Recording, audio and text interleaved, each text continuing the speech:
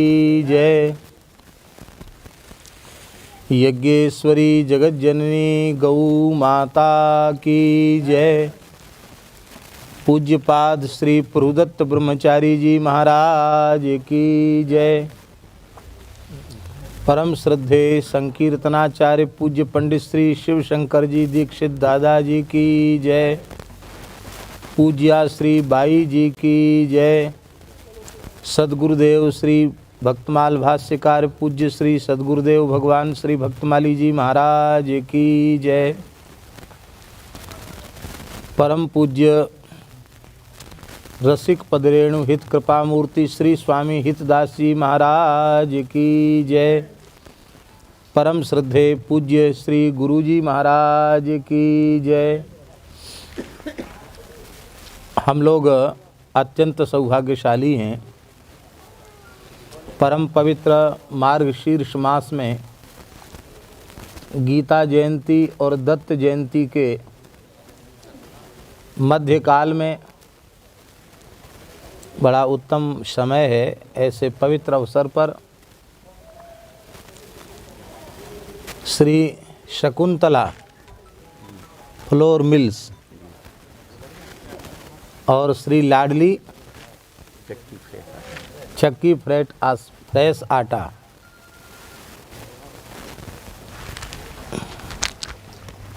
इस नाम से श्री लाडली लाल जी की कृपा से, पूज्य संतों की कृपा करुणा से, गुरुजनों की कृपा करुणा से एवं पूज्य श्री दादा एवं बाई जी के मंगलमय आशीर्वाद से आज इस अत्यंत पवित्र कार्य का शुभारंभ हुआ है। पवित्र क्षण में हुआ है और आकस्मिकी पूज्य गुरुदेव श्री त्रिपाठी जी की कृपा यह सिद्ध करती है कि निश्चित यह कार्य अपने शुभारंभ में ही इतना अधिक शुभ और मंगलमय हो गया कि अब इसका निरंतर उत्कर्ष ही बढ़ेगा, निरंतर यह वृद्धि को प्राप्त होगी।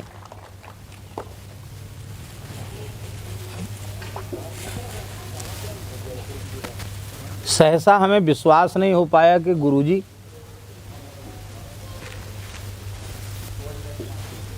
टोपा ऊपर था और ऐसे चद्दर ओढ़े थे, लेकिन जब एकदम निकट आए तो हमने कहा गुरुजी आश्चर्य की बात है। तो ये जिनके चरणों में बैठकर हमें कुछ पढ़ने का सौभाग्य मिला, ऐसे पूज्य त्रिपाठी गुरुजी का भी मंगलमय दर्शन हुआ। इससे सिद्ध हुआ कि ठाकुर जी की विशेष विशेष कृपा है। यहाँ से हम लोग खेड़ी घाट जो नर्मदा तट पर अवस्थित है, ओंकारेश्वर के निकट श्री धूनी वाले दादाजी के 90 में समाधि दिवस पर वहाँ उत्सव था, उसमें उपस्थित थे और वहाँ से 26 तारीख को चलकर इंदौर रात में पहुँचे और कल गुना होते हुए रात्रि में अर्धरात्रि के समय दमोह पहुँचे। कल ही स्थापना पूजन आदि हो चुका था, सुंदरकांड का पारायण भी हुआ और आज इसका विधिवत शुभारंभ हो रहा है। हमें अत्यंत प्रसन्नता है कि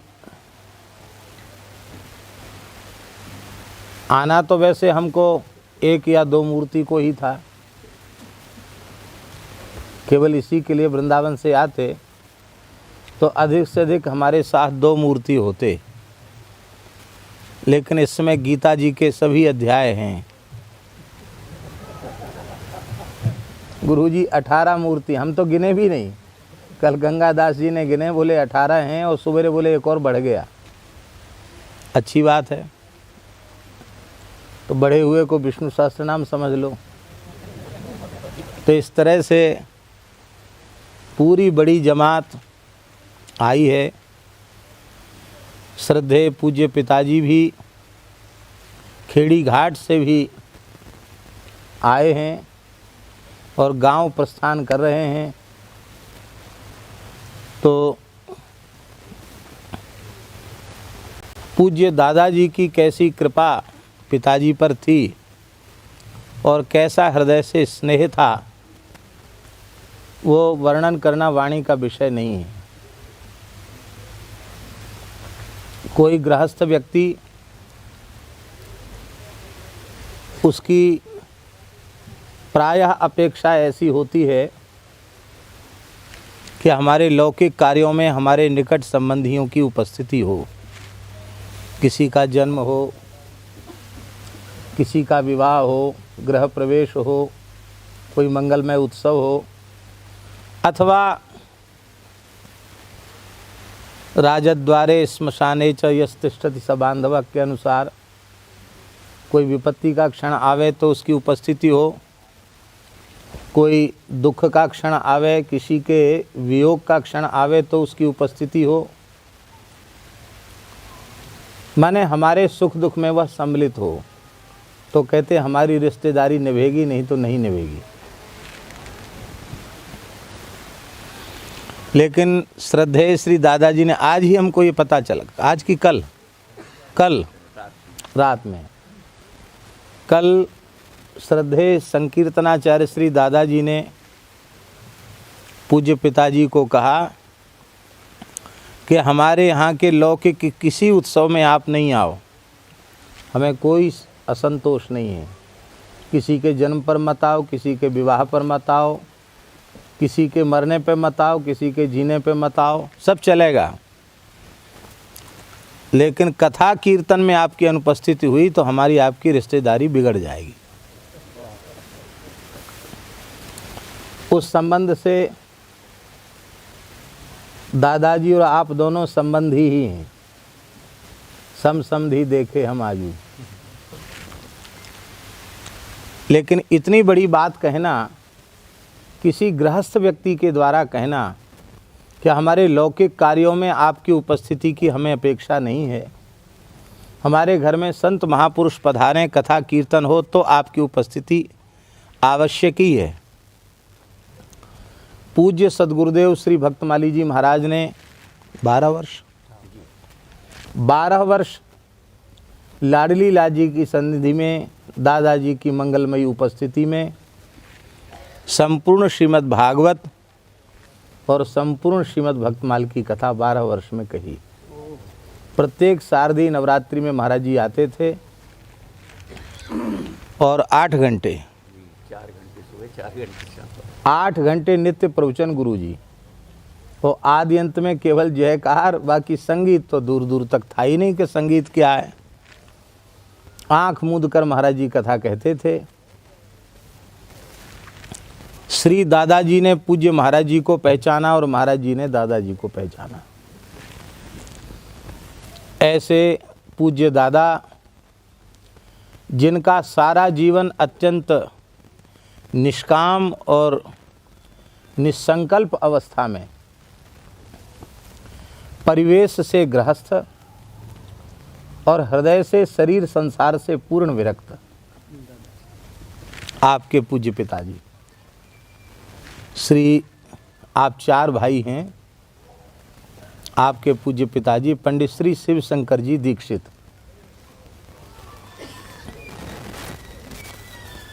कान्यकुब्ज विप्र हैं। और दादाजी का जीवन क्या कहना, कैसा अद्भुत जीवन था।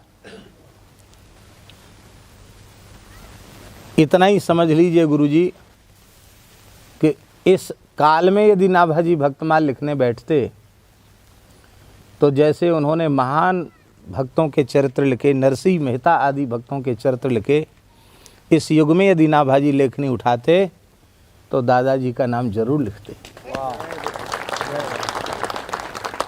इस कोटि के भक्त पूज्य दादाजी और उन्हीं के दिए हुए संस्कार पूरे परिवार में हैं, छोटे छोटे बालक बालिकाओं में हैं। अब रात्रि को हम लोगों को विश्राम में जाते जाते 1 बज गया, लेकिन 1:30-2 बजे तक तो ये सब जग रहे थे और महात्माओं का 4 बजे उठना शुरू होता है। तो हमारे हरदेव बाबा 4 बजे ही बाहर निकले, हम तो खैर 5 बजे के बाद, क्योंकि रात्रि को अतिकाल हो गया था, 5 बजे के बाद स्नान में गए। तो देखा सब तैयार थे, अपनी अपनी सेवा में तैयार थे और 6 बजे से ही सुंदर महामंत्र का कीर्तन शुरू हो गया।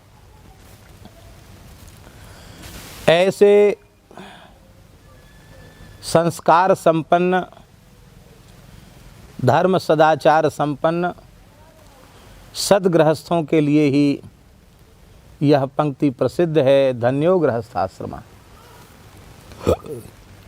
ऐसे ही महानुभावों के लिए भगवान ने कहा है, गृहेष्वा विश्रताम चापि पुंसाम कुशल कर्मणाम मदवार्ता यातयामानाम न बंधाय गृहामता।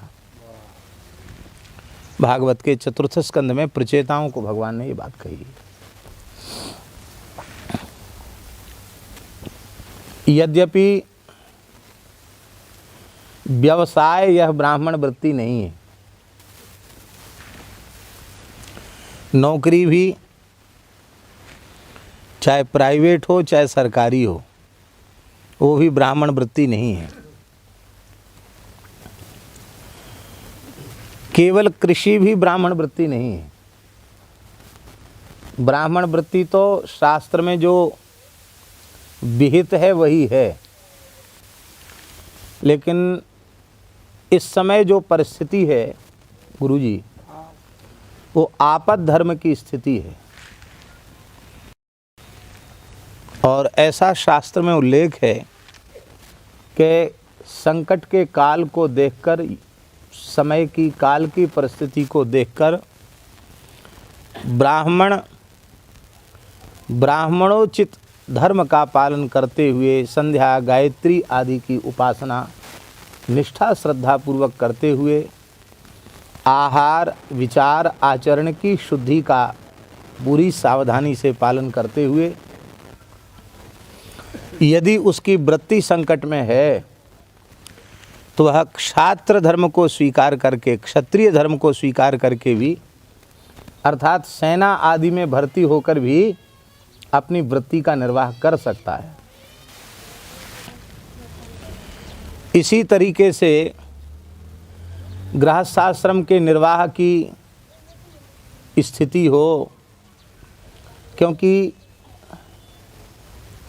हम लोग सब जो है ना सेवा लेने वाले हैं, सेवा करने वाले नहीं हैं। सेवा करने वाले तो आप लोग ही हैं। ब्रह्मचर्य आश्रम का पोषण भी गृहस्थ के द्वारा होता है, वानप्रस्थी का पोषण भी गृहस्थ के द्वारा होता है, और चतुर्थाश्रमी का पोषण भी गृहस्थाश्रमी के द्वारा होता है। सबकी सेवा करने वाला श्रेष्ठ होता है, सेवा लेने वाला श्रेष्ठ नहीं होता। तो सबकी सेवा करने के कारण गृहस्थ को श्रेष्ठ कहा गया। और सेवा में व्यक्ति, वस्तु, पदार्थ, द्रव्य सबकी आवश्यकता है, सबकी अपेक्षा है। तो हमारे घर में ठाकुर जी की सेवा होती रहे, कीर्तन कथा होता रहे, अतिथि सत्कार होता रहे, माता पिता गौ ब्राह्मण इनकी सेवा होती रहे, समाज और राष्ट्र की भी सेवा होती रहे। इस सब के लिए आवश्यक है कि हमारी प्रवृत्ति के सुरीत्या संपादन के लिए अर्थागम हो, धनागम हो, इसकी आवश्यकता है। और इस स्थिति में यदि ब्राह्मण व्यापार वृत्ति का भी आश्रय लेकर के, वैश्य वृत्ति का आश्रय लेकर के भी अपने धर्म और सदाचार को सुरक्षित रखता है, सबका सत्कार करता है, तो वर्तमान युग की परिस्थिति के अनुरूप उसे दोषपूर्ण नहीं कहा जाएगा। वर्तमान की परिस्थिति ऐसी है। अब हम तो कह रहे हैं सिलुंच वृत्ति से निर्वाह करो, होगा सिलुंच वृत्ति से निर्वाह? गुरुजी, बेटा बेटियों के ब्याह होने मुश्किल हो जाएंगे, होंगे ही नहीं। तो अब आपकी प्रवृत्ति ही समाप्त हो जाएगी, आपकी परंपरा ही खतरे में पड़ जाएगी। इसलिए वर्तमान समय में सिलोंच वृत्ति से निर्वाह की चर्चा तो हम करेंगे, लेकिन उससे किसी का निर्वहन संभव हो, इसमें थोड़ी कठिनाई है। हाँ, इतना अवश्य है कि द्विजाति को ऐसे कार्यों को करके धन नहीं कमाना चाहिए जो उसके लिए निषिद्ध हैं।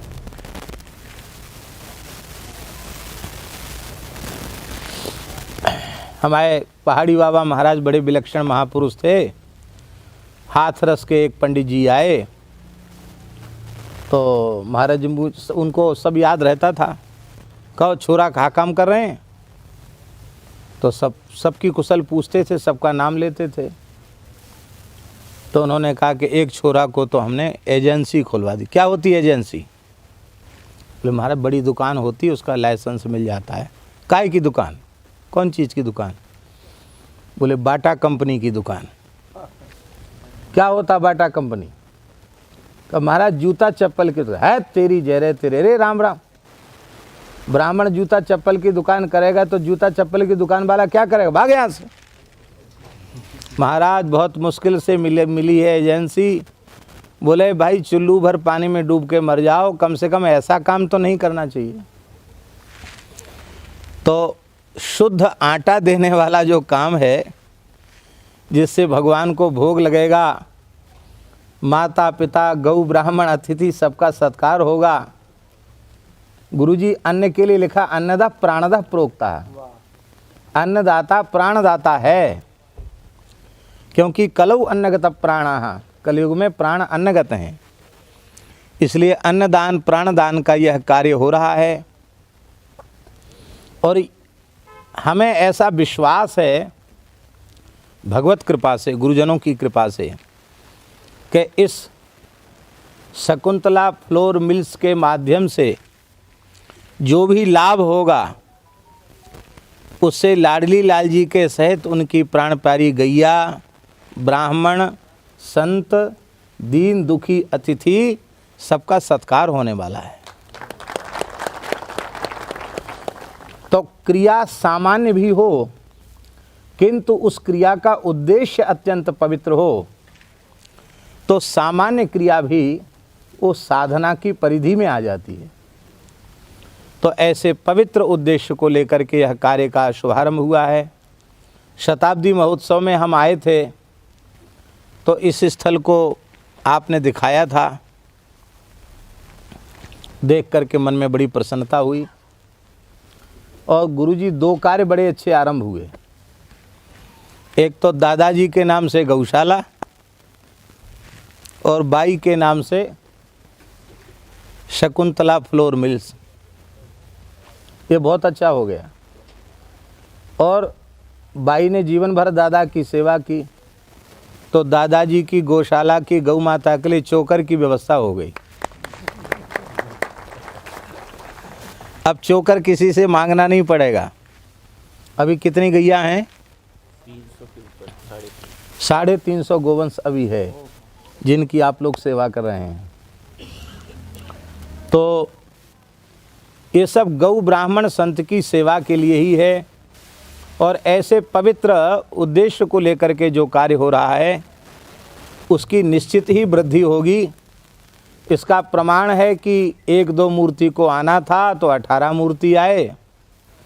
पिताजी भी सहज ही आए। और सबसे सौभाग्य की बात है कि पूज्य श्री त्रिपाठी गुरुजी, जिन्होंने हमें बड़ी कृपा पूर्वक पढ़ाया है श्री रंगलक्ष्मी विद्यालय में, उन गुरुजी की मंगलमयी जो उपस्थिति है वह मेरे लिए भी अत्यंत गौरव और प्रसन्नता की बात है। हमारे जय जय सरकार के कृपा पात्र छोटे सरकार, उनकी याद ही हम सवेरे याद किया था, फिर यहाँ आकर याद किया और याद करने के 5 मिनट के अंतर में ही आपका मंगलमय दर्शन हुआ। जो गंगादास जी के बगल में बैठे हैं, ये बहुत, अब इनकी बड़ाई करेंगे तो इनको बहुत संकोच होगा, इसलिए हम संकोच में इनको नहीं डालना चाहते हैं।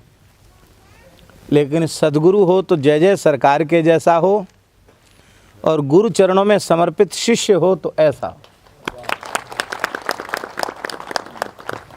ऐसी गुरुनिष्ठा हम तो आपसे आशीर्वाद चाहते हैं कि आप कृपा करें, हमारे हृदय में भी गुरुनिष्ठा जगे, सद्गुरु के प्रति प्रेम जगे।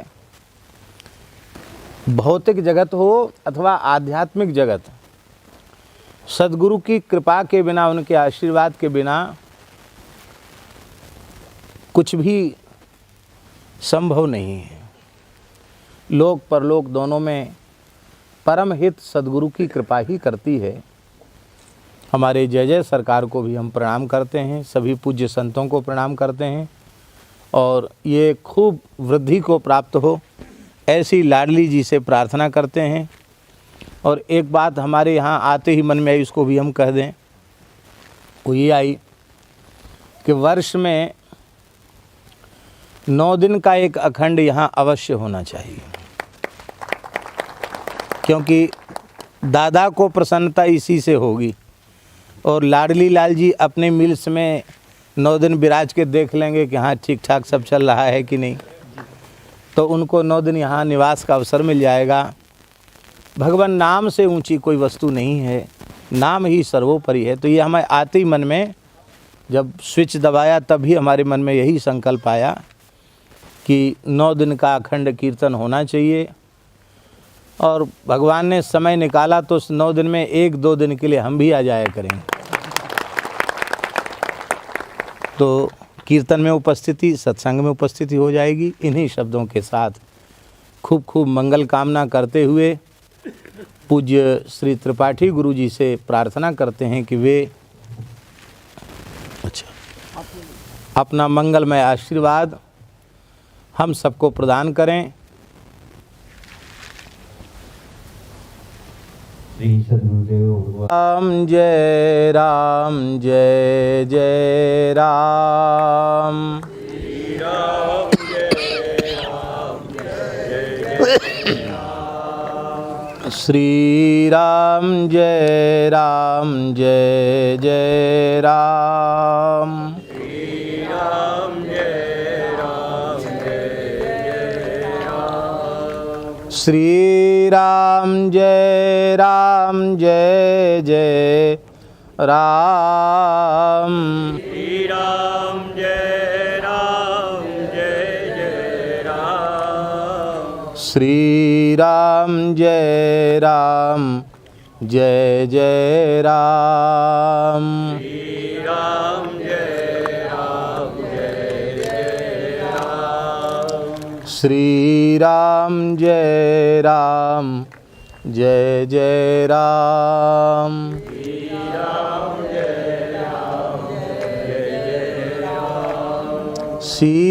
सीताराम जय सीताराम, सीताराम जय सीताराम,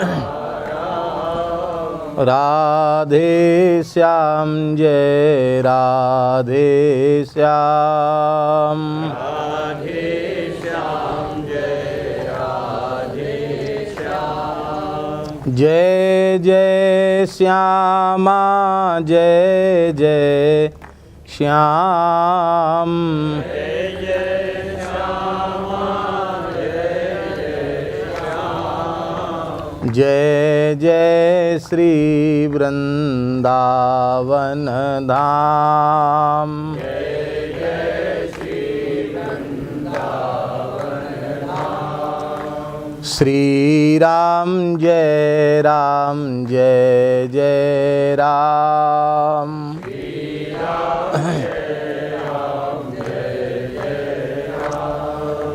जय गौ माता जय गोपाल। जय गौ माता जय गोपाल।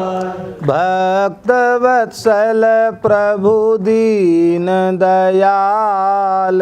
भक्त वत्सल प्रभु दीन दयाल। श्री राम जय जय राम। श्री राम जय जय राम। श्री लाडली लाल की जय।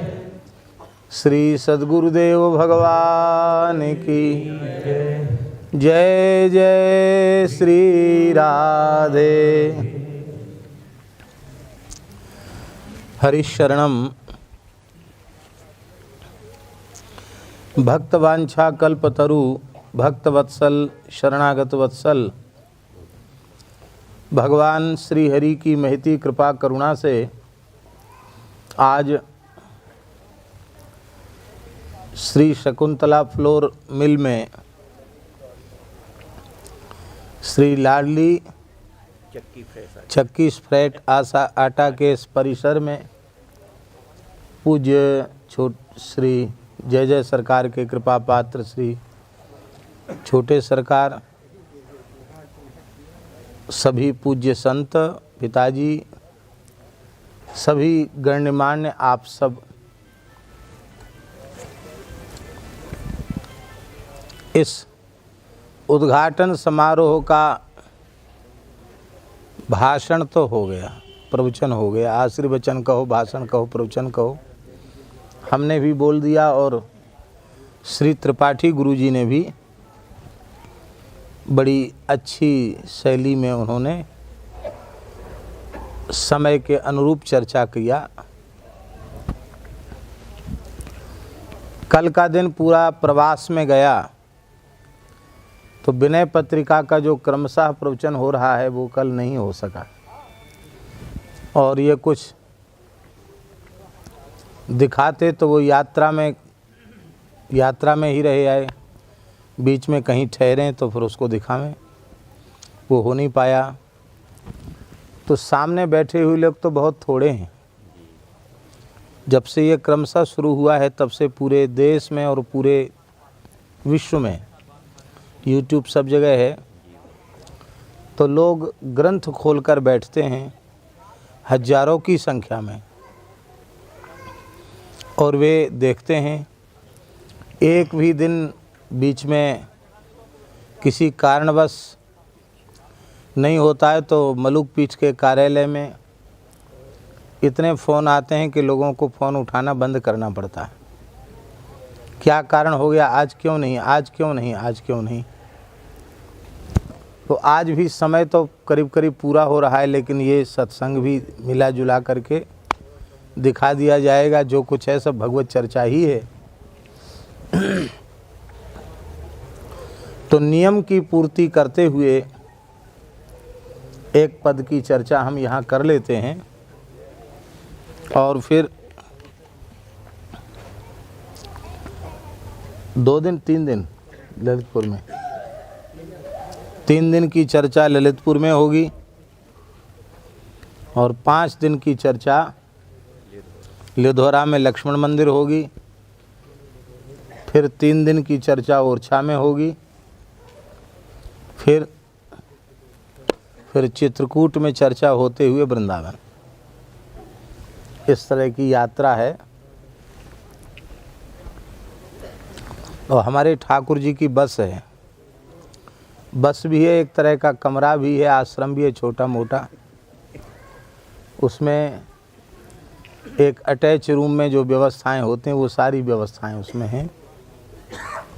तो इसलिए चलता फिरता घर है, उसमें धीरे धीरे अपने आराम से चल रहे हैं। ये थोड़ा यात्रा की व्यस्तता हो जाती है, अन्यथा कहीं भी 2.5-3 घंटे बैठ करके और सुख लिया जा सकता है सत्संग का। अब अधिक समय न लेते हुए हम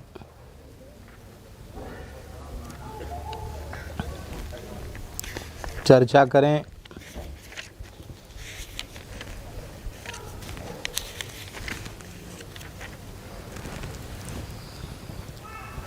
खेड़ी घाट में 26 तारीख को 127 तक पद की चर्चा हुई थी।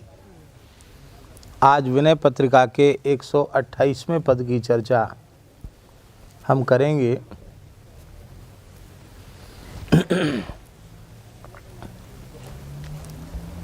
हिंदी का पद है, आप लोग श्रवण करके चाहें तो दोहरा भी सकते हैं। बहुत सुंदर पद है।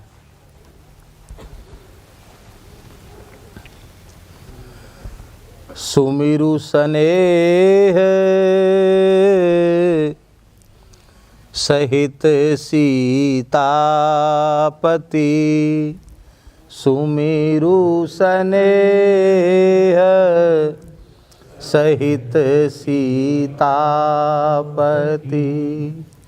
सुमिरु स्नेह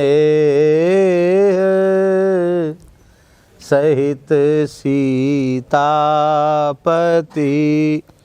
सुमिर स्नेह सहित सीतापति,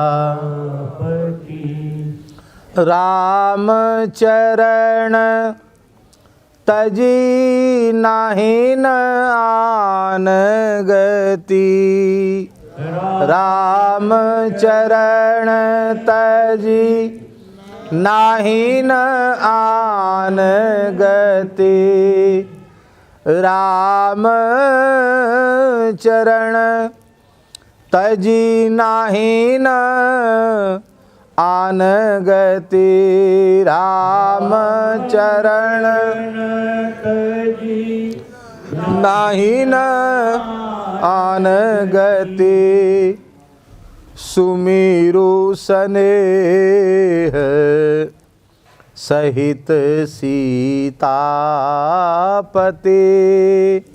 सुमिरु स्नेह सहित सीतापति, जप तप तीरथ जोग समाधि, जप तप तीरथ योग समाधि, जप तप तीरथ जोग समाधि, जप तप तीरथ योग समाधि, कलिमति विकलना कछु निरूपाधि, कलिमति विकलना कछु निरपाधि,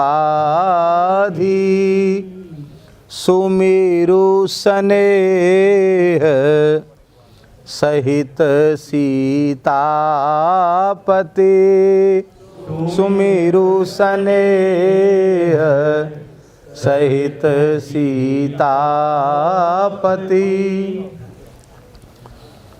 करतहु सुकृत न पाप सिराही, करतहु सुकृत न पाप सिराही, रकत बीज जिमि बाढ़त जाही, रकत बीज जिमि बाढ़त जाही, सुमिरु स्नेह सहित सीतापति,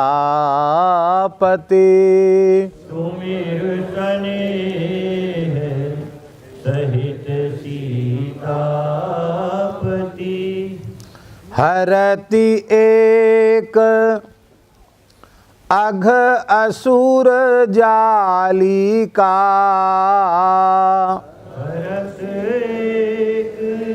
अघ असुर जालिका। हरति एक अघ असुर जालिका। हरत एक असुर जालिका। तुलसीदास प्रभु कृपा कालिका। तुलसीदास प्रभु कृपा कालिका। तुलसीदास प्रभु कृपा कालिका। तुलसीदास प्रभु कृपा कालिका। सुमेरु स्नेह सहित सीतापते। सुमेरु स्नेह सहित सीतापति। राम चरण तजी नाहि न आन गति। राम चरण तजी नाहि न आन गति। सुमेरु स्नेह सहित सीतापते। सुमेरु स्नेह सहित सीतापति। श्री सीतारामचंद्र भगवान की।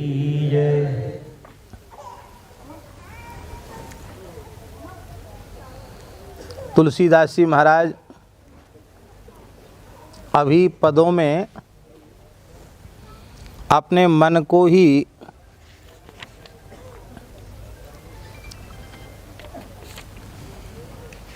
संबोधित कर रहे हैं। जैसे 124वें पद में जो निज मन परिहरे विकारा।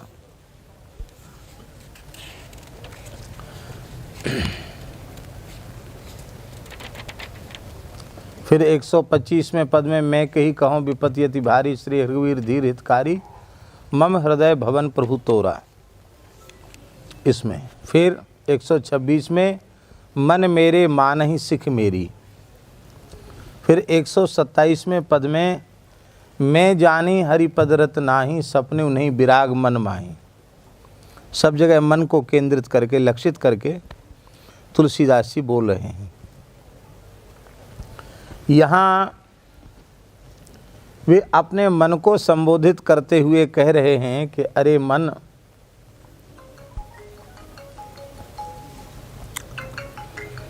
भगवत कृपा से धर्म प्राण भारतवर्ष की धरा पर देव दुर्लभ मानव जन्म प्राप्त कर मानव जन्म की सफलता प्रदान करने वाला संत सद्गुरु का चरणाश्रय प्राप्त कर और मानव जीवन को धन्याति धन्य बनाने वाला सत्संग प्राप्त करके तुझे यह बात तो समझ में आ ही जानी चाहिए कि अरे मन, तेरा परम हित, तेरा परम कल्याण श्री राम जी के स्मरण में ही है।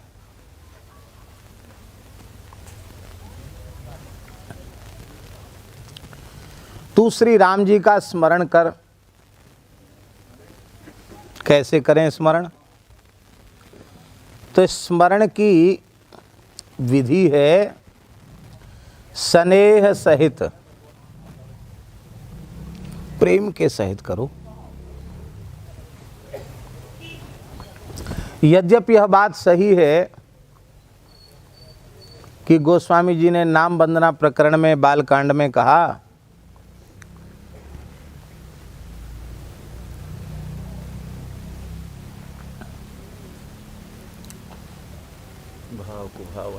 भाव कुभाव अनख आलस हूँ, नाम जपत मंगल दिश दस हूँ। ये उन्होंने कहा, इसलिए कहा कि तेरा नाम लेना तो व्यर्थ नहीं होगा, क्योंकि अनिच्छयापि संस्पृष्टो दहत्येव ही पावकः। यह अग्नि है, जलाएगी, यह जानकर स्पर्श करो, अथवा यह अग्नि नहीं है ये ज्ञान न हो और स्पर्श हो जाए तो भी अग्नि तो जलाएगी ही।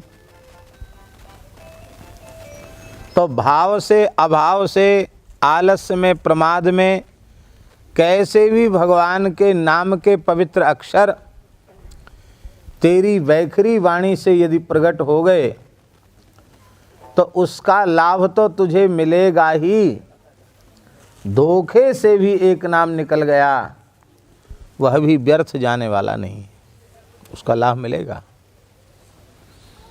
हरिर हरति पापानि दुष्ट चित्तैरपि स्मृतः, अनिच्छयापि संस्पृष्टो दहत्येव ही पावकः। पुराण में, पद्म पुराण में लिखा है। संपूर्ण पापों का हरण करने के कारण भगवान का नाम हरि है। उनके नाम का हरि नाम कहते हैं, सब कुछ हरण करने वाला। बिना इच्छा के अग्नि को छूने वाला भी जल जाता है। बिना इच्छा कामना के भी नाम मुख से निकल गया तो भी वह निष्पाप हो जाएगा।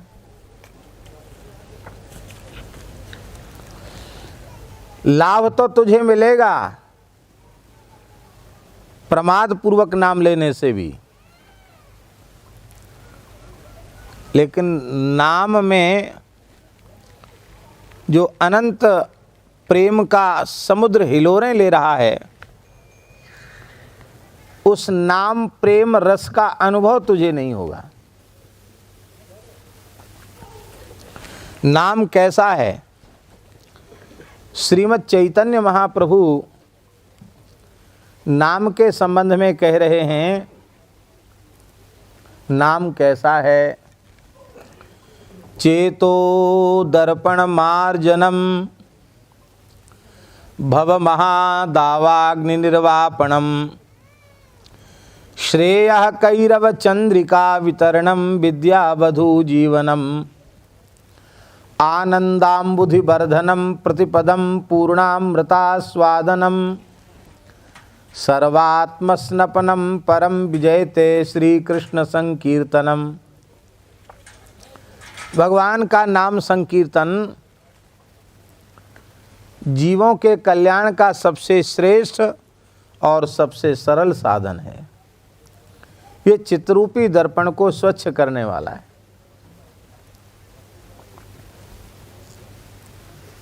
चित्त की मलिनता को दूर करने वाला है। और कैसा है? संसार में लगी हुई भयंकर जो अविद्या की आग है, राग द्वेष की आग है, उसको बुझा देने वाला है। बहुत ध्यान से सुने। संसार का राग द्वेष तो आप नहीं मिटा सकते। मिटा सकते हो क्या?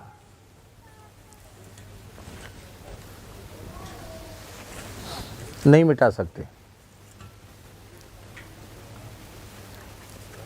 संसार चलेगा ही नहीं। इसी का नाम तो संसार है। आप मिटाएंगे कैसे?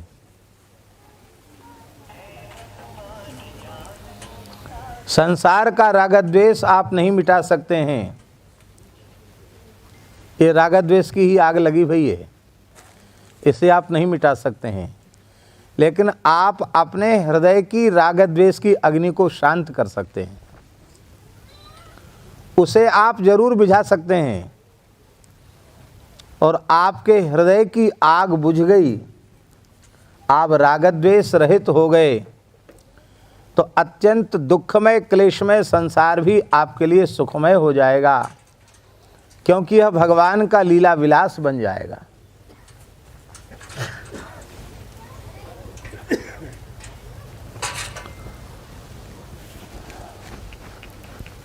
संसार बाहर नहीं है, बहुत ध्यान से सुने, संसार बाहर नहीं है, भीतर है, इसलिए बाहर दिख रहा है।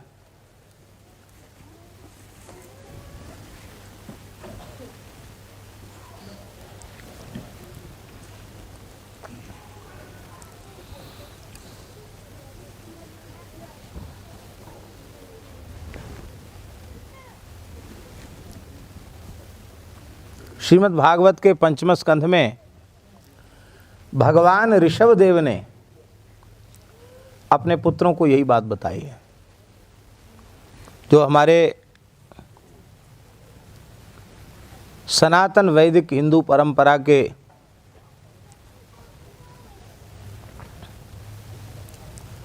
भगवान के 24 अवतारों में एक अवतार भी हैं, और हमारे भारतवर्ष की पवित्र जो जैन परंपरा है उस परंपरा के भी प्रथम तीर्थंकर हैं।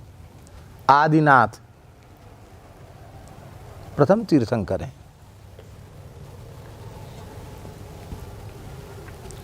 वे अपने उपदेश में कह रहे हैं कि हे पुत्रों, तुम्हारे हृदय में संसार घुसा हुआ है, इसलिए तुम्हें बाहर संसार दिख रहा है। तुम अपने आत्मस्वरूप को ठीक से पहचान जाओ। आपको अपना बोध हो जाए, स्वरूप बोध हो जाए, और आपके भीतर का संसार उजड़ जाए, तो बाहर भी अपने आत्मा के अतिरिक्त आपको दूसरे किसी तत्व की अनुभूति नहीं होगी।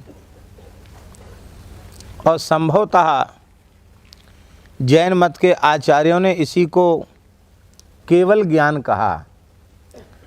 कैवल्य का ही अपभ्रंश है केवल। केवल माने एक अपने आत्मा का बोध, अपने स्वरूप का बोध। तो आप अपनी भाषा में चाहे जो कुछ कह लें, तात्पर्य यह है कि आत्म सुख की अनुभूति से जो वंचित हैं,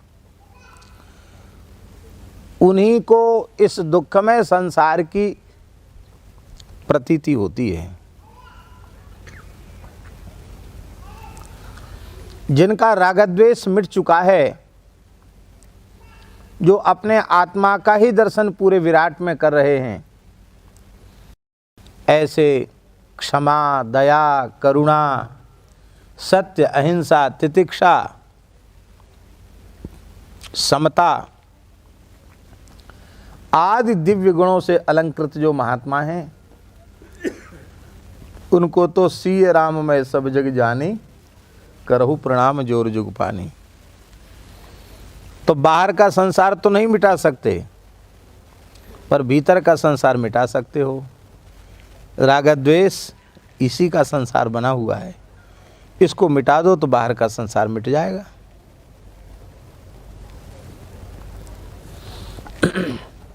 तो भगवान का नाम रागद्वेष की आग को बुझाने वाला है, अर्थात संसार के क्लेश का शमन करने वाला है, क्लेश रहित बनाने वाला है।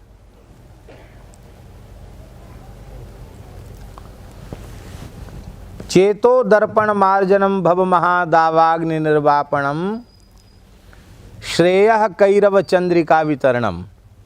कल्याण की चांदनी का विस्तार करने वाला है नाम, हरि नाम।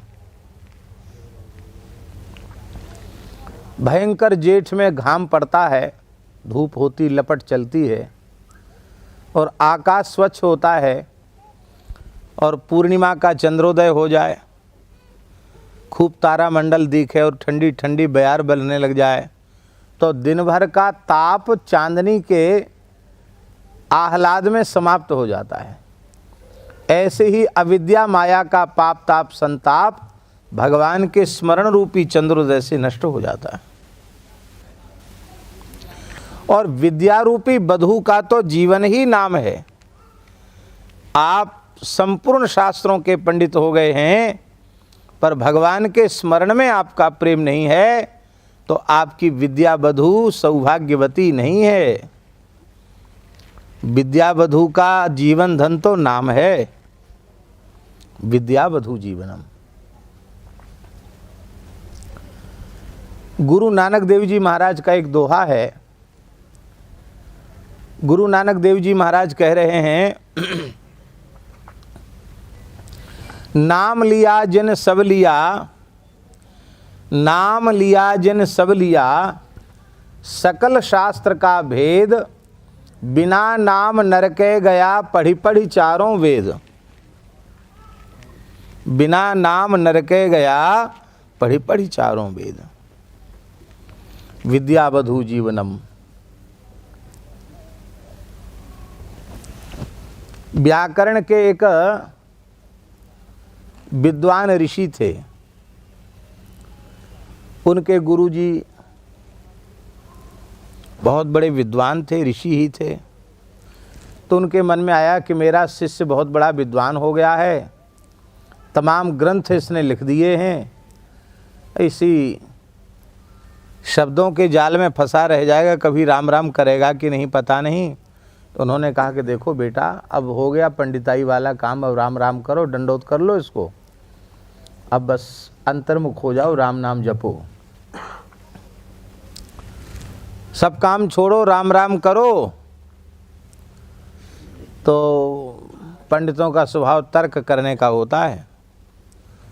तो उन्होंने तर्क करते हुए कहा, अरे गुरुजी क्या कह रहे हैं आप, राम राम करो, राम राम करो। अरे हम तो जो है एक ही बार बोल देंगे रामा। राम शब्द से बहुवचन में क्या बनेगा? रामः रामौ रामा। एक साथ ही बोल देंगे रामा, तो रामः माने संख्या तो है ही नहीं, अनेक राम नाम हो गए, उसी से हो जाएगा। अब माला लेके गिनती करें कि 1000, 1,00,000 और 1,000 और 108, ये क्या है? हम तो बोल देंगे रामा। तो गुरुजी की बात को काट दिया, नाम की खिल्ली उड़ा दी। तो गुरुजी दुखी हो गए, कुछ बोले नहीं, लेकिन एक बात उन्होंने कही, बेटा हम तो चाहते थे कि तुम्हारी विद्या सफल हो जाए, लेकिन तुम्हारी भगवत स्मरण में प्रीति नहीं है। लगता है इतने शास्त्रों को पढ़ने के बाद भी तुमको ब्रह्म राक्षस बनना पड़ेगा। और वे भारतवर्ष के महान विद्वान ब्रह्म राक्षस की योनि में चले गए मरने के बाद। आप जानना चाहें तो उनका नाम भी हम ले सकते हैं, लेकिन एक शर्त पर, आपके मन में अन्यथा भाव नहीं आना चाहिए।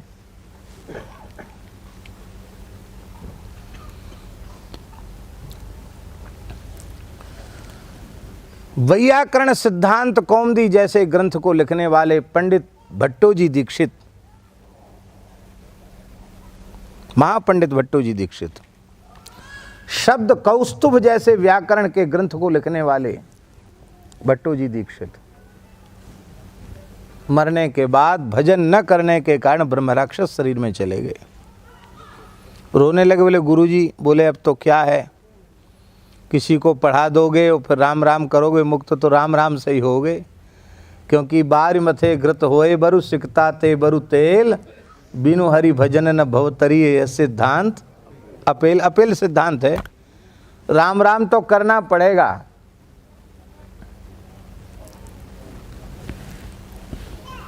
चाहे देखो ऐसे करके नाक पकड़ो और चाहे सीधे नाक पकड़ो, तो आप यदि बुद्धिमान हैं तो कैसे नाक पकड़ना चाहेंगे? सीधे पकड़ेंगे। काय को घुमा के नाक पकड़ना तो पकड़ना ही है अंत में। सीधे नाक क्यों न पकड़ी जाए, सीधे सीधे नाम का आश्रय क्यों न लिया जाए। और भट्टोजी दीक्षित ने अपना ज्ञान जब वरदराजाचार्य को पढ़ाया उस योनि से मुक्त होकर राम नाम के प्रभाव से उन्हें दिव्य साकेत प्राप्त हुआ। कहने का आशय हमारा यह है कि आपका शास्त्र ज्ञान भी सार्थक तब है जब आप शास्त्र ज्ञान के बाद भजन में लग जाएं, कीर्तन में लग जाएं, नाम जप में लग जाएं, नहीं तो आपका पढ़ा लिखा सब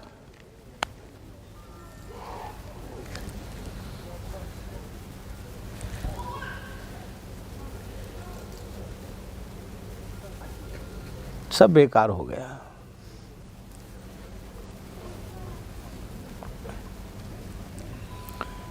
ढाई अक्षर नहीं पढ़ा और सब पोथी पत्रा पढ़ लिए तो सब बेकार हो गया। प्रेम में 2.5 अक्षर हैं, 2.5 आखर प्रेम का, पढ़े सो पंडित हो जाए। विद्यावधू जीवनम, और कैसा है? आनंदाम्बुधि वर्धनम। अम्बुधि माने समुद्र होता है, भगवान नाम आनंद के समुद्र को बढ़ाने वाला है।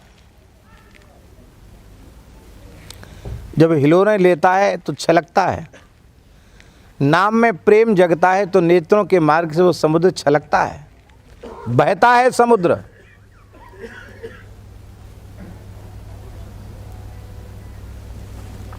और कैसा है? पूर्णामृतास्वादनम प्रतिपदम, प्रत्येक मात्रा में, प्रत्येक अक्षर में परिपूर्ण अमृत का स्वाद देने वाला है नाम। और कैसा है नाम? शरीर का स्नान तो गंगा यमुना आदि के जल से होगा, नर्मदा सरयू बेतवती के जल से होगा, लेकिन आप अपने आत्मा का स्नान कराना चाहते हैं, अपने अंतःकरण को निर्मल बनाना चाहते हैं, तो आपके अंतःकरण का स्नान कीर्तन है। इसलिए खूब गंगा जमुना जी में नहा लिए, कीर्तन में प्रेम में बैठ करके विभोर नहीं हुए तो आपका स्नान नहीं हुआ। बाहर का स्नान हुआ, भीतर का नहीं हुआ। और ये नाम गंगा कैसी हैं जानते हैं? गंगा यमुना नर्मदा सरयू वेत्रवती आदि पवित्र नदियाँ, इनमें स्नान करने से पाप नष्ट होते हैं, पुण्य नष्ट नहीं होते हैं। पुण्य बढ़ते हैं, पाप नष्ट होते हैं। पर नाम गंगा में स्नान करने वाले के पाप और पुण्य दोनों नष्ट हो जाते हैं। सहज श्वास तीर्थ बहे, सहजोबाई का दोहा। सहज श्वास तीर्थ बहे, ये तीर्थ है नाम। सहज श्वास तीर्थ बहे, सहजो जो को न्याय, पाप पुण्य दो जरे, हरि पद पहुँचे जाए। मोक्ष की अवस्था प्राप्त करने के लिए पुण्य से भी रहित होना पड़ेगा। पाप लोहे की जंजीर है तो पुण्य सोने की जंजीर है। अरे भाई, बंधन तो एक जैसा है, चाहे लोहे की सांकल से बांधो और चाहे सोने की सांकल से बांधो, बंधन तो बंधन है। पाप का फल नरक में भोगना पड़ेगा, पुण्य का फल स्वर्ग में भोगना पड़ेगा। पाप पुण्य दोनों से बचोगे तो भगवान को प्राप्त करोगे। अंतःकरण को निर्मल करने वाला नाम है, स्नान है, भीतर का स्नान नाम। इसीलिए दादाजी का ये काम हमें बड़ा अच्छा लगता था। जब जब शारदीय नवरात्रि में महाराज जी के साथ आते तो सवेरे 4 बजे से महामंत्र का कीर्तन शुरू हो जाता था। श्रीमन नारायण नारायण नारायण हरि, हमारे लिए देर प्रभु काहे को करी। श्रीमन नारायण नारायण नारायण हरि, हमारे लिए देर प्रभु काहे।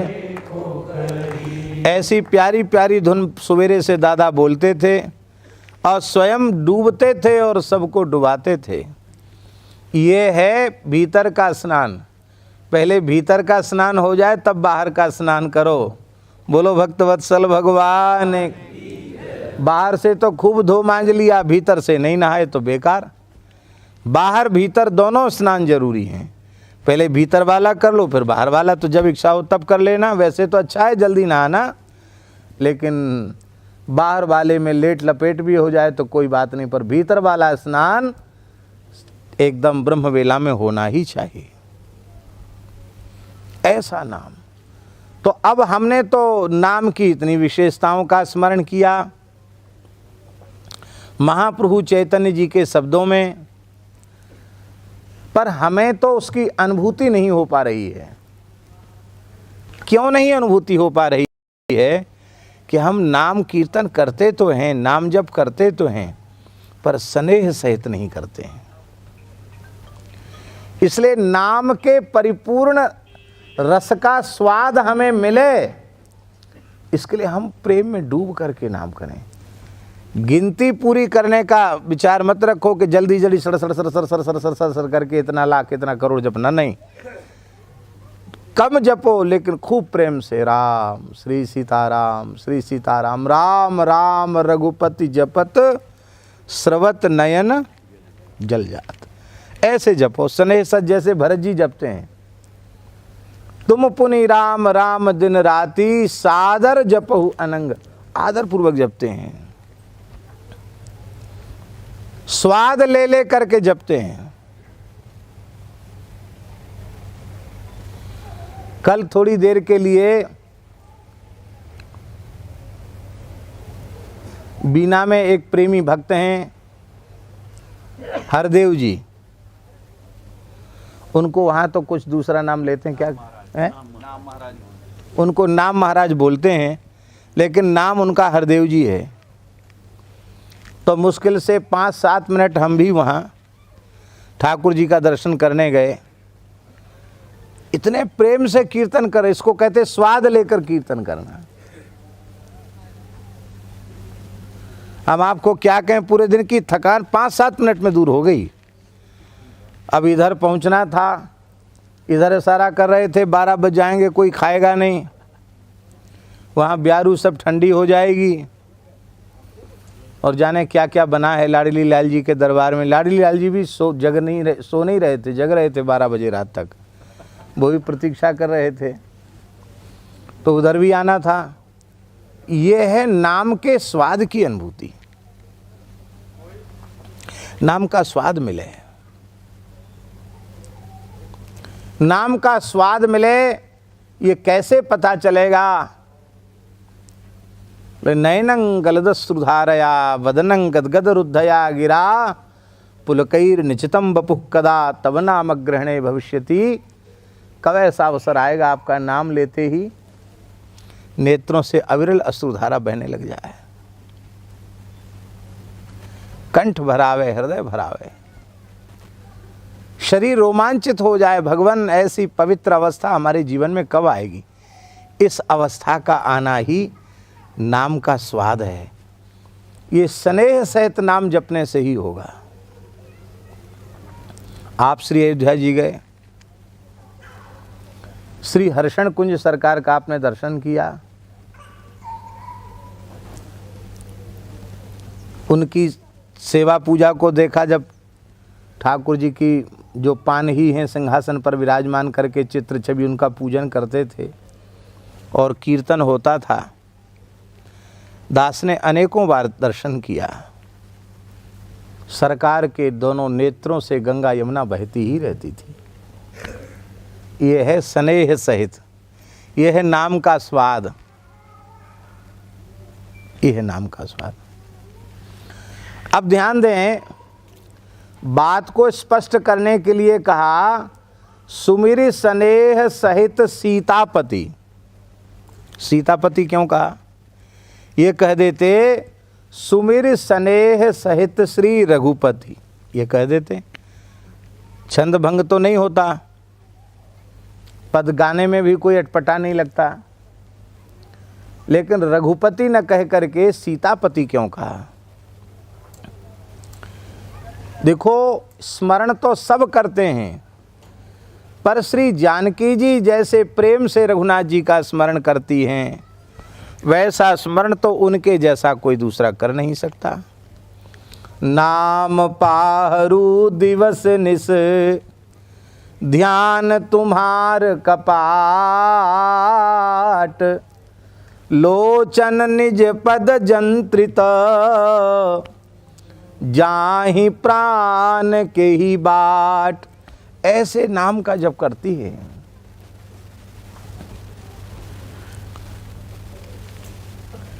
राधा रानी जिस भाव से कृष्ण नाम का जप करती हैं, उसी भाव को कहते स्नेह सहित। इसलिए सुमिर स्नेह सहित राधापति और सुमिर स्नेह सहित सीतापति।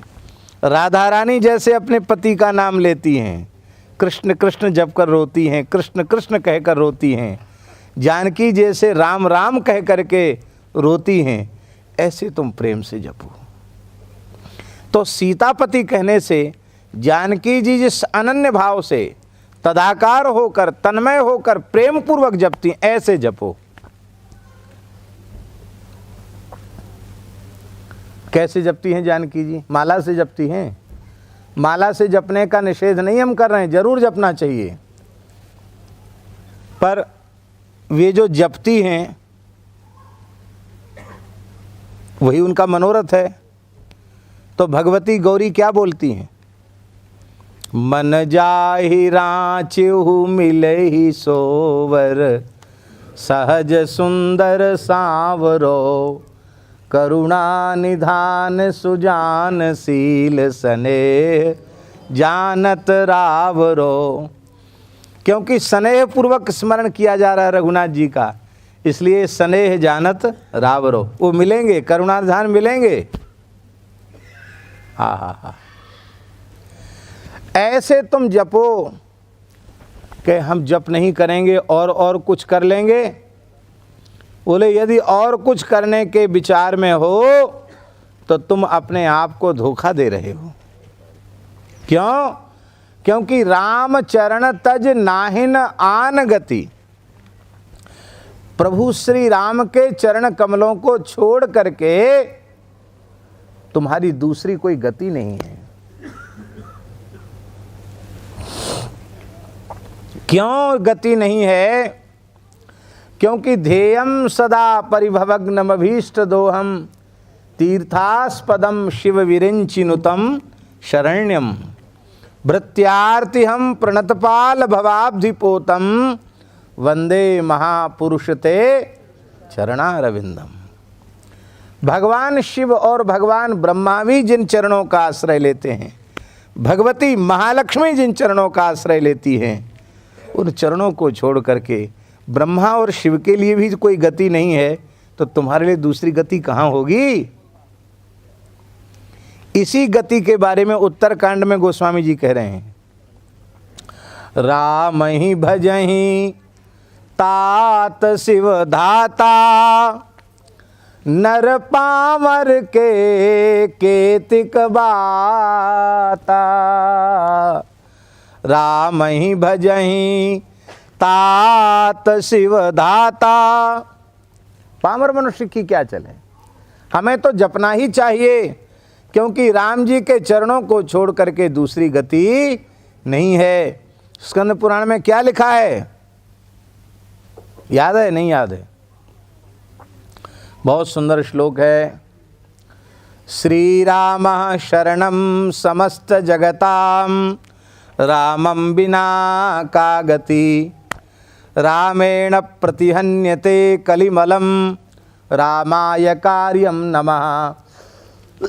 रामात्रश्यति काल भीम भुजगो, रामस्य सर्वं वशे, रामे भक्तिरखंडिता भवतु मे रामत्वमेवाश्रयः।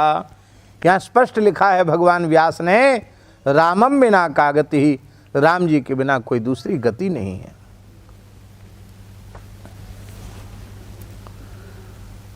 राम जी के चरणों को त्याग करके दूसरी गति नहीं है। गति क्यों नहीं है? बहुत गति है, आप कैसे बोल सकते हो? अब मन से तुलसीदास जी का संवाद हो रहा। मन कह रहा क्या गति नहीं है? अरे हमने तमाम शास्त्रों को पढ़ा है, जप की बड़ी भाई महिमा है। गीता जी में भगवान ने कहा यज्ञानाम जप यज्ञोस्मि, और भगवान शंकर ने पार्वती जी से कहा जपात सिद्धिर जपात सिद्धिर जपात सिद्धिर वरानने, जब से सिद्धि होगी, जब से सिद्धि होगी, जब से सिद्धि होगी। भगवान ने गीता में कहा यज्ञों में मैं जप यज्ञ हूं, हम जप कर लेंगे। तुम कहते राम जी के चरणों को छोड़ के गति नहीं है, इसलिए स्नेह पूर्वक सीतापति का भजन करो। अरे नहीं करेंगे, हम तो जप कर लेंगे किसी भी मंत्र का।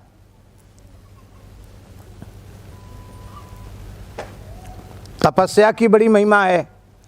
तपते अगमन कछु संसारा, आप जो चाहो सो तपस्या से आपको मिल जाएगा। तप बल से ब्रह्मा जी सृष्टि रचते हैं, विष्णु पालन करते हैं, शिव संहार करते हैं, शास्त्रों में लिखा है। योग समाधि भी एक साधन है। भगवान जाने समाधि लगे न लगे, आंख मूंद के फोटो तो आप खिंचा ही सकते हैं कि हमारी समाधि लग गई। भीतर मनीराम किस हालत में है तो भगवान जाने, लेकिन आंख मूंद के आप फोटो तो समाधि की खिंचा सकते हैं। और योग के नाम पर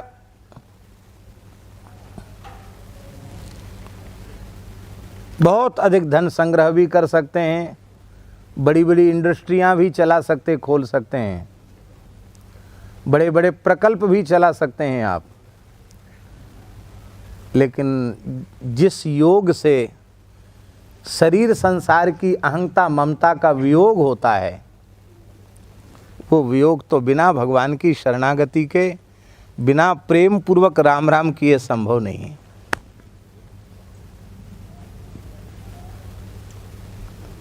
जप की बड़ी महिमा है। आप लोग बुरा नहीं मानना हो, बुरा मानो तो मान जाओ, कोई बात नहीं, हमारा कोई घाटा भी नहीं। मान जाओ तो मान जाओ। लोग कहते महाराज अमुक व्यक्ति बहुत बीमार पड़े थे, हमने ब्राह्मणों को बुलाया, महामृत्युंजय कराया, इतना पैसा डॉक्टरों ने ले लिया, इतना पैसा पंडितों ने ले लिया, और उनकी हालत तो और ज़्यादा बिगड़ गई, वो तो पधार गए। तो क्या महामृत्युंजय से पधार गए? महामृत्युंजय मंत्र से तो नहीं पधारे, पर जो खर्च करता उसके मन में तो आ जाती ही बात की नहीं। इतना हमने किया, ना डॉक्टर बचा पाए, ना ये मंत्र जंत्र बचा पाए, तो मर गए बेचारे। बड़े दुखी होते हैं। कई बार तो लोगों की श्रद्धा भी हो जाती है। तो क्या मंत्र की महिमा नहीं है? क्या जप की महिमा नहीं है? जप की महिमा है, मंत्र की महिमा है, पर जिस मर्यादा से मंत्रों का जप होना चाहिए, जिस तन्मयता से, जिस एकाग्रता से देश काल और शुद्धि का विचार करके होना चाहिए, क्या उस देश काल की शुद्धि का विचार हम रख पा रहे हैं? मुंह में तम्बाकू है, गुटखा है, सामने मोबाइल रखा हुआ है, महामृत्युंजय चल रहा है, उसी बीच में हेलो हेलो, कहाँ तक हलें भैया? तुम ऐसे महामृत्युंजय मंत्र से क्या होगा? तुम औंघ रहे हो, सो रहे हो, कि कभी टांग नीचे करते कि टांग ऊपर करते हो। तो महामृत्युंजय का दोष कहाँ है?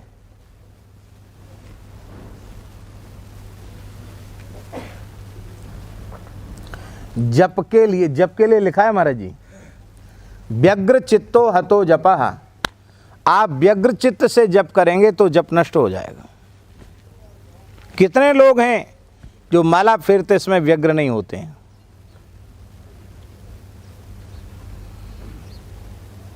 माला जब उठाओ ना गुरु मंत्र की, तब समझ लो संसार में प्रलय हो गया है। फिर जब तक नियम पूर्ण ना हो जाए, तब तक कुछ भी हो जाए, फिर हमारी उस ओर वृत्ति नहीं जानी चाहिए। क्या सारे संसार का ठेका हमने ले रखा है क्या?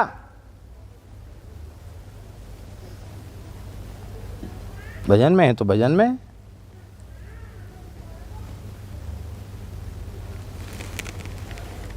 जप में भी हम व्यग्रचित्त होते हैं, पूजा में भी व्यग्रचित्त रहते हैं। तपस्या की स्थिति ये है कि वृंदावन में अभी कम से कम यहाँ से 3 गुनी ज़्यादा ठंड है। यहाँ तो गर्मी है, फिर भी हम सब कोई मोजा पहने हैं, कोई जैकेट पहने हैं, कोई कोट पहने हैं, कोई सूटर पहने हैं, कोई मफलर बांधे है, कोई टोपा लगाए है, और धूप ऊपर से निकल रही है। यहाँ की भाषा में कहते उरैया। उरैया में सब बैठे हैं, लेकिन इसके बाद भी कितना कपड़ा हम लोगों ने अपने शरीर पर लाद रखा है। अब कहो कि तुम तपस्या करो, कहाँ से होगी भाई तपस्या?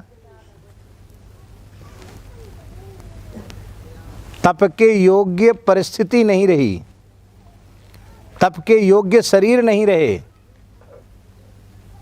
देशकाल की परिस्थिति ऐसी है। आप तप के नाम पर नाटक भले ही कर लो, पर विशुद्ध रीति से तप करने वाले इस युग में दुर्लभ हैं। नहीं है ये तो हम नहीं कह सकते, क्योंकि नहीं होते तो भगवान की सृष्टि निर्वीज नहीं है। लेकिन तप बहुत कठिन है। काय क्लेशो ही तपः। हम शरीर को क्लेश देना ही नहीं चाहते। तप कहाँ है?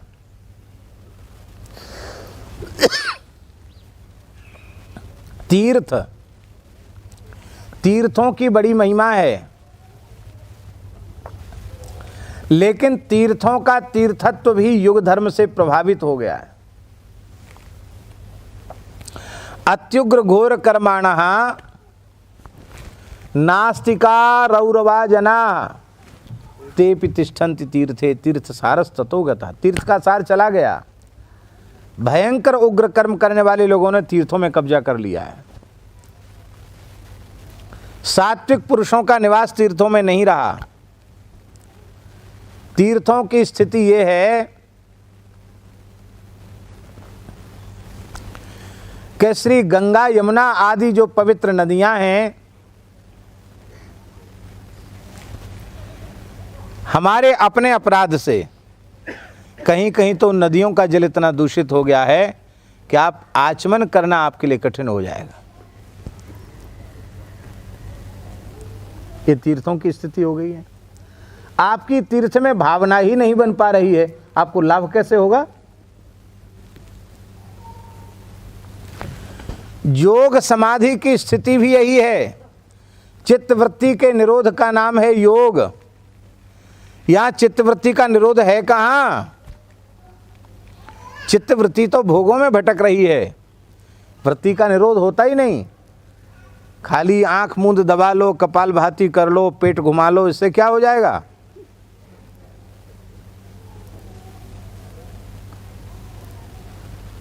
ये हम मना नहीं कर रहे हैं कि नहीं करो, करो जरूर, स्वस्थ रहते हो तो जरूर करो, लेकिन यह केवल क्रिया मात्र करने से कुछ नहीं होगा। जब तक चित्त वृत्ति का निरोध नहीं होगा तब तक योग से क्या लाभ होगा? कली कली मति विकलन कछु निरुपाधि। गोस्वामी जी कहते हैं कलयुग ने सब साधनों को दोषयुक्त बना डाला है। जप में भी दोष, तप में भी दोष, तीर्थ में भी दोष, योग समाधि में भी दोष।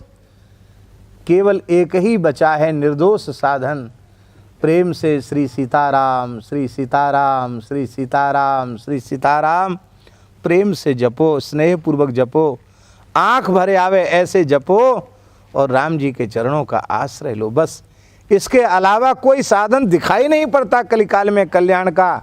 सब चीज़ मिलावटी हो गई, दूध दही घी सब मिलावटी।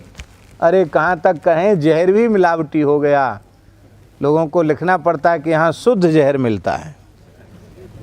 लो, और तो और मनुष्य मिलावटी हो गया। वर्ण संकरता बड़ी तेजी से फैलती चली जा रही है, मनुष्य भी मिलावटी हो गया।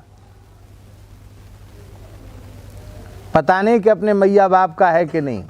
हाँ, ये निश्चय कर पाना बड़ा कठिन है। पूज्य धर्म संघ वाले गुरुजी कहते थे, पवित्र गोष्ठ में जाकर, भारतीय देसी गायों के बीच में जाकर जिसको गोबर गोमूत्र में दुर्गंध आने लग जाए, ए कहाँ बड़ी गंदगी, कहाँ ले आए, यहाँ गोबर पड़ा है, गोमूत्र पड़ा है। गोमय गोमूत्र को देखकर जिसके मन में घृणा उत्पन्न होने लग जाए, गुरुजी ने श्लोक बोला था, श्लोक तो मुझे याद नहीं है, उसका भाव बोल रहे हैं कि उसे निश्चित ही वर्ण संकर समझना चाहिए। अपने माता पिता की पवित्र संतान नहीं, जिसको गाय में श्रद्धा नहीं, गोबर गोमूत्र में श्रद्धा नहीं। गोष्ठ में जाकर गोमय गोमूत्र की सुगंध आवे, मन प्रसन्न हो जाए, तो समझना अपने मैया बाप का है, और नहीं तो कुछ इधर उधर का मिलावटी आ गया है अंश उसमें। हाँ, ऐसा समझना। सारे साधन मिलावटी हो गए, दोषयुक्त हो गए, पर चाहे जितना भयंकर कलिकाल आ जाए, हरिनाम में मिलावट संभव नहीं है, नहीं है, नहीं है।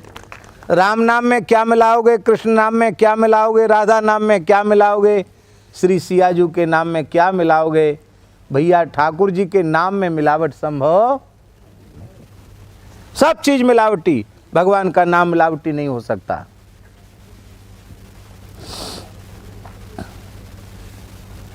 यदि तुमने स्नेह पूर्वक राम जी की शरण ग्रहण करते हुए, राम जी के श्री चरणों की शरण ग्रहण करते हुए यदि तुमने राम नाम का स्नेह पूर्वक जप नहीं किया, तो करता हूं सुकृत न पाप सिराही। तू करेगा तो सुकृत पुण्य के काम, पर पुण्य के काम में भी पाप बनते चले जाएंगे। कैसे? बोले रकत बीज जिमि बाढ़त जाहि, रक्त बीज के समान बढ़ेंगे। रक्त बीज की कथा तो मालूम होगी आपको। जब भगवती दुर्गा ने शुंभ निशुंभ नाम के दैत्य का वध किया, तो शुंभ निशुंभ की सेना में एक दैत्य था, उसका नाम था रक्त बीज। क्या नाम था?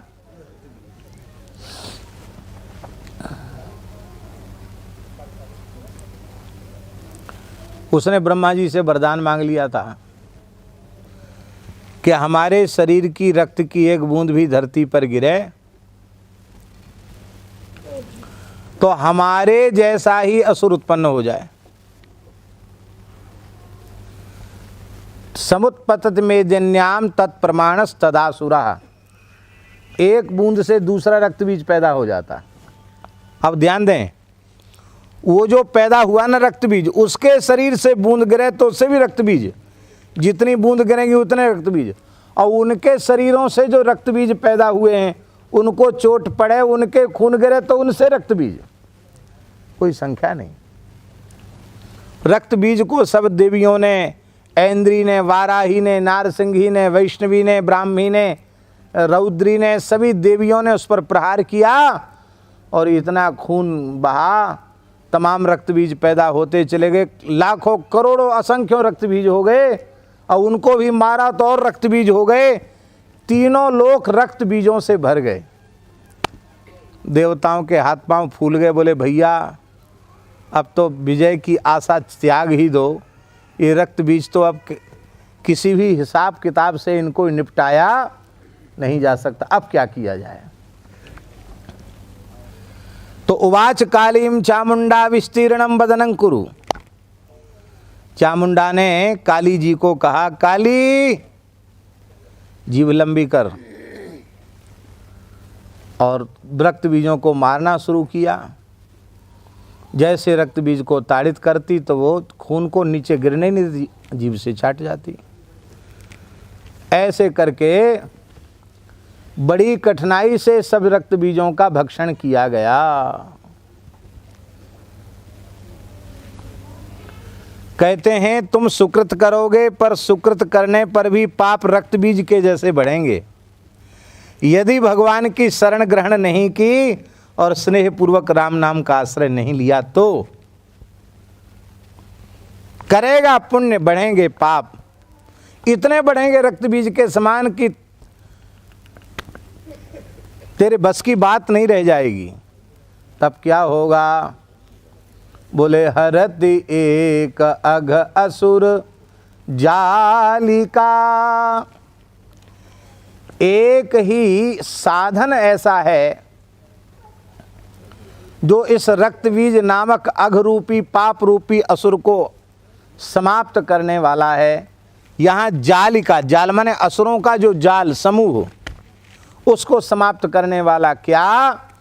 कहते श्री रघुनाथ जी की जो कृपा है, वो कृपा ही वह महाकाली है जो इस अघ रूपी रक्त बीजों का चर्वण कर जाने वाली है। और वो कृपा कैसे होगी?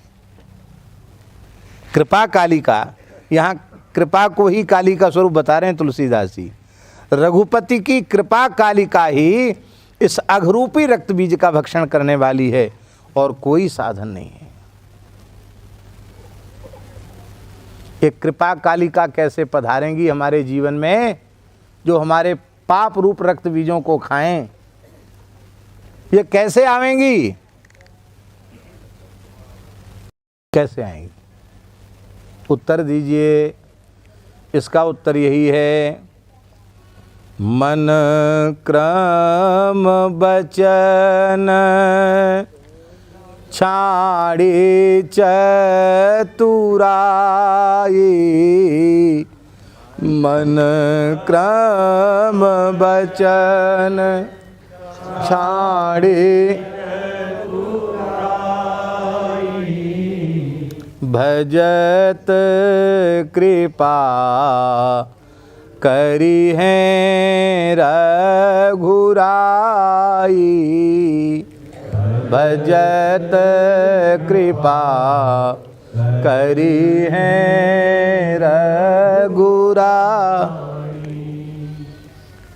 ऐसे मनक्रम वचन से चतुराई छोड़ के शरण लेकर भजन करोगे तो ही वह कृपा कालिका जीवन में आवेंगी, जिससे अघरूपी रक्त बीज का नाश होगा।